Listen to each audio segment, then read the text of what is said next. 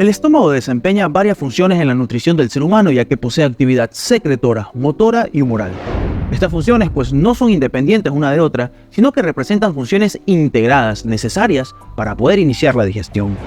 Además del ácido clorhídrico, pues la mucosa gástrica libera un sinnúmero de sustancias como pepsinógenos, moco, bicarbonato, agua y factor intrínseco. Sustancias que ayudan a la hidrólisis y absorción de macronutrientes al mismo tiempo de que protegen a la mucosa gástrica de ser autodigerida. En la clase de hoy vamos a hablar sobre las funciones motoras, secretoras y humorales del estómago. Vamos a ver cómo se produce el ácido clorhídrico y cuál es la función de todos sus productos de secreción.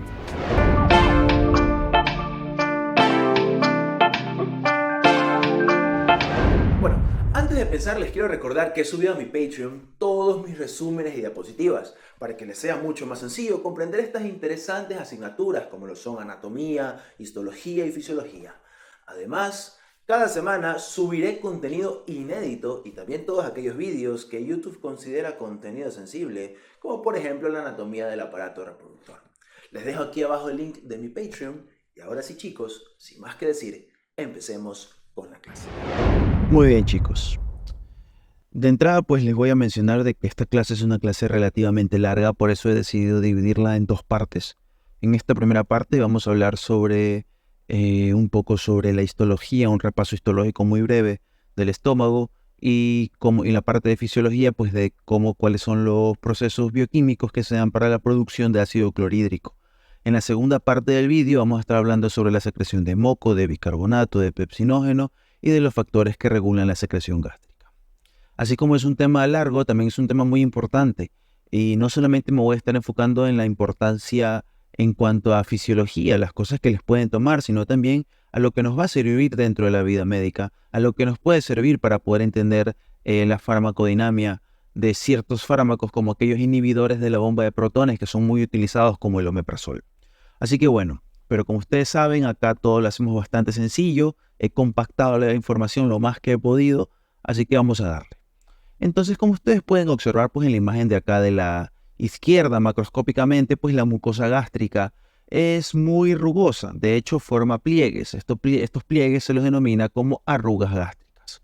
Cada una de estas arrugas, pues vista al microscopio, presenta una mucosa que va a estar formada por un epitelio, el epitelio cilíndrico simple.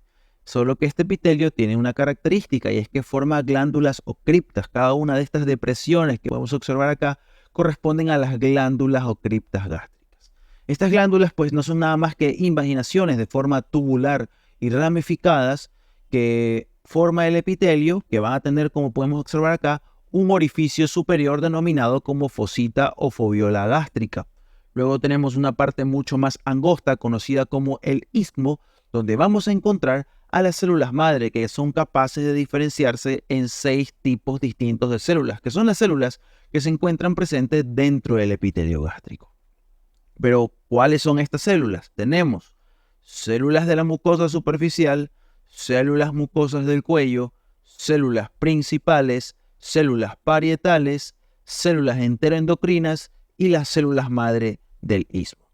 Como ustedes pueden observar, pues existe una gran variedad, una gran heterogeneidad celular a lo largo de toda la mucosa gástrica y no solo dentro de la glándula, sino también dentro de las distintas porciones del estómago. En el video anterior nosotros vimos pues que el estómago está compuesto por un cardias, por un fondo, por un cuerpo, por un antro, por un píloro y por un conducto pilórico. Sí, cada una de estas porciones presentan poblaciones celulares distintas. Por ejemplo, a nivel del cardias, las glándulas cardiales predominantemente secretan moco y bicarbonato. ¿Por qué? Porque tienen abundantes células mucosas superficiales y células principales y escasos tipos del resto de linajes celulares. En cambio, por ejemplo, a nivel del fondo y del cuerpo, vemos que a este nivel pues se secretan grandes cantidades de ácido clorhídrico, de factor intrínseco, de pepsinógeno, de lipasa. Todo esto pues porque a nivel del fondo gástrico tenemos una importante población de células parietales y de células principales. Y por último tenemos al antro y al píloro, que son especializados en la secreción de moco y neuropéptidos. ¿Por qué? Porque tienen abundantes pues células principales y células enteroendocrinas. Ahora bien, ya que les he mencionado de manera muy generalizada la población de células, vamos a hablar de cada una de ellas. Tenemos por acá, les he hecho un cuadro esquemático indicándole de manera muy breve pues la función de cada uno de los 6 tipos celulares que podemos encontrar dentro de la mucosa gástrica. En primer lugar tenemos a las células mucosas superficiales, que son células que están especializadas en la secreción de moco y de bicarbonato. Y ojo, estas dos moléculas son muy importantes porque tanto el moco como el bicarbonato, como veremos más adelante, protegen al epitelio gástrico del efecto corrosivo que tiene el ácido clorhídrico. Esta secreción de moco pues va a estar regulada, por ejemplo, por prostaglandinas. Y esto es un detalle muy importante a tener en cuenta cuando estén viendo farmacología, ¿sí? Porque vamos a ver que existen fármacos que van a inhibir la producción de prostaglandinas y son este tipo de personas aquellas que van a tener mayor probabilidad de tener, por ejemplo, una úlcera gástrica, ¿sí? Pero eso de manera generalizada. Vamos ahora a hablar con las células mucosas del cuello. Estas células acá pues son células epiteliales cúbicas consideradas como las precursoras inmaduras de las células mucosas superficiales. Estas células mucosas del cuello vemos que a medida que el epitelio se va reproduciendo, que las células van muriendo, estas células mucosas del cuello se acercan cada vez más hacia la superficie para convertirse finalmente en células mucosas superficiales. Luego tenemos a la célula madre progenitora, que como les he dicho, se puede diferenciar en cualquiera de los 5 linajes celulares que encontramos dentro de la mucosa gástrica. Tenemos luego las células parietales, también conocidas como células oxínticas, las más importantes, ojo, porque secretan ácido clorhídrico y factor intrínseco. Luego tenemos a las células principales que secretan pepsinógeno. Y por último tenemos a las células enteroendocrinas o neuroendocrinas, que van a secretar neuropéptidos, ¿como qué? Como la gastrina, como la grelina, como la somatostatina y como el péptido inhibidor vasoactivo o VIP, que también se llama por sus siglas en inglés.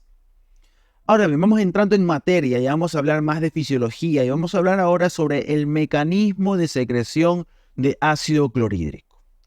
La mucosa gástrica pues segrega aproximadamente 2 litros de jugos gástricos al día.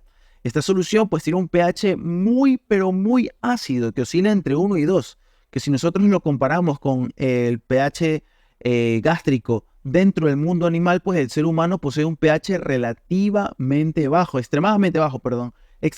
bajo, siendo comparable incluso al de los animales carroñeros. Esto se piensa pues de que en un principio, cuando la especie humana estaba aún evolucionando y estaba adoptando la bipedestación, no éramos corredores hábiles, así que no podíamos ser cazadores, sino que teníamos que únicamente contentarnos con el alimento probablemente en descomposición que encontrábamos a lo largo del camino. Éramos especies aparentemente carroñeras y para poder evitar infecciones, para poder erradicar cualquier microorganismo que pueda hacernos daño, pues la evolución hizo que nuestros jugos gástricos tengan un pH extremadamente ácido.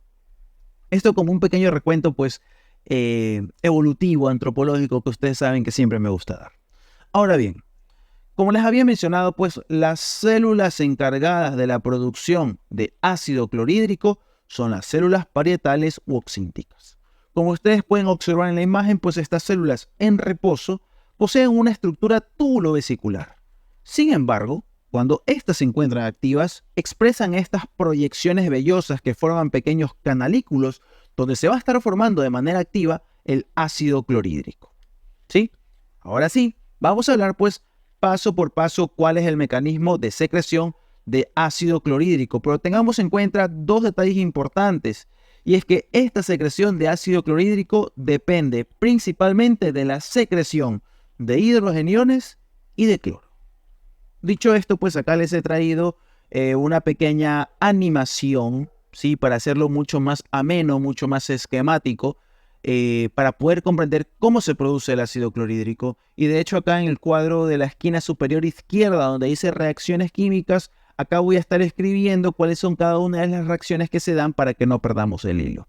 Entonces, ¿qué sucede? Pues todo empieza con la conversión intracelular de dióxido de carbono en ácido carbónico.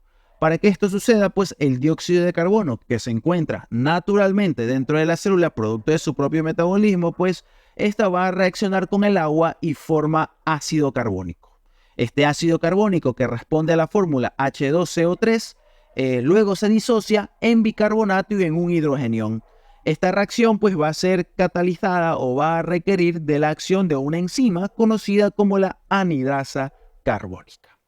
Como resultante final pues de esta reacción nosotros vamos a obtener dos moléculas distintas, bicarbonato e hidrogeniones. Al mismo tiempo que sucede dentro de esto de la célula, el agua por su lado se disocia en hidrogenión y un grupo oxidrilo. Como vemos, pues, producto de estas reacciones dentro de la célula, se van acumulando grandes cantidades de hidrogeniones, hidróxidos y bicarbonato. El hidrogenión, por su lado, pues, es bombeado hacia la luz canicular por la bomba hidrogenión potasio ATPasa. Acá la estamos observando. Esta bomba, pues, es la responsable principal del ácido clorhídrico. Esta bomba es en realidad un intercambiador que secreta hidrogeniones hacia la luz canicular y reabsorbe potasio. Muy importante este paso. Por otro lado, pues, si nosotros le seguimos el hilo a los grupos hidroxilos u oxidrilos, que es el OH, este grupo pues va a reaccionar con el dióxido de carbono y en este caso va a estar formando bicarbonato. Si nos damos cuenta, pues existen grandes cantidades de bicarbonato que se encuentran acumuladas dentro de la célula. Este bicarbonato pues es transportado o bombeado de vuelta a la sangre a través de un intercambiador. El intercambiador cloro-bicarbonato. Sí. Luego de esto, pues el cloro, una vez que se encuentra dentro de nuestra célula, difunde hacia la luz canicular mediante transporte pasivo, es decir, siguiendo el gradiente de concentración, para poder formar finalmente en la luz canicular el ácido clorhídrico. Sí, y es así, chicos, como se forma el ácido clorhídrico. Pero aún queda un cabo suelto por ahí, ¿sí? ¿De dónde ha salido este potasio que en un principio se encuentra en la luz canicular y que luego es reabsorbido? Bastante sencillo. Si ustedes se dan cuenta, pues en la membrana vasolateral de la célula parietal, nosotros nos encontramos con una bomba de sodio-potasio ATPasa. ¿Qué quiere decir esto? Pues que esta bomba bombea iones de sodio de vuelta a la sangre y iones de potasio hacia el citosol de la célula parietal. Luego, este potasio, una vez que se encuentra dentro del citosol, es movida o difunde mediante transporte pasivo hacia la luz canicular. Y es de esta manera que este potasio, pues, luego sigue un trayecto completamente contrario y se va moviendo desde la sangre al citosol, del citosol a la luz canicular y luego de vuelta al citosol y luego de vuelta a la sangre una y otra vez. Así que no nos podemos olvidar del potasio porque tiene un papel protagónico dentro de la formación del ácido clorhídrico.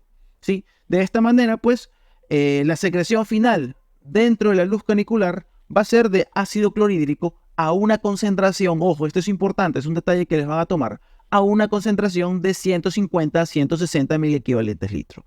Pero no nos olvidemos que también, por ejemplo, podemos encontrar iones cloruro con potasio, de modo que también podemos encontrar cloruro de potasio, no KCl, cloruro de potasio a una mínima concentración de 15 miliequivalentes litro. Y también una ínfima cantidad de cloruro de sodio de tan solo 1 miliequivalente litro. Si se dan cuenta y si son bastante atentos, pues toda esta producción de ácido clorhídrico requiere de dos potentes bombas con actividad ATPasa, es decir, que requieren energía, mucha energía. ¿Sí? Según la literatura, pues la producción de tan solo 1 litro de ácido clorhídrico requiere aproximadamente de nuestro cuerpo 1500 calorías. ¿Sí? Otro dato, esta vez farmacológico de suma importancia, es que esta bomba de hidrogenión potasio es también conocida como la bomba de protones. ¿Sí? ¿Y por qué se la menciono? Porque esta bomba de protones es la diana, es el blanco de ciertos fármacos conocidos como los IBP, los inhibidores de la bomba de protones, que son utilizados en el tratamiento, por ejemplo, de la gastritis, de úlcera gástrica, de enfermedad por reflujo gastroesofágico, ya que estos van a inhibir la secreción gástrica. Y esto, chicos, es la primera parte sobre las funciones del estómago. Si tienen alguna duda, sugerencia o comentarios, póngalo abajo. Sin más que decir entonces, me despido. Adiós.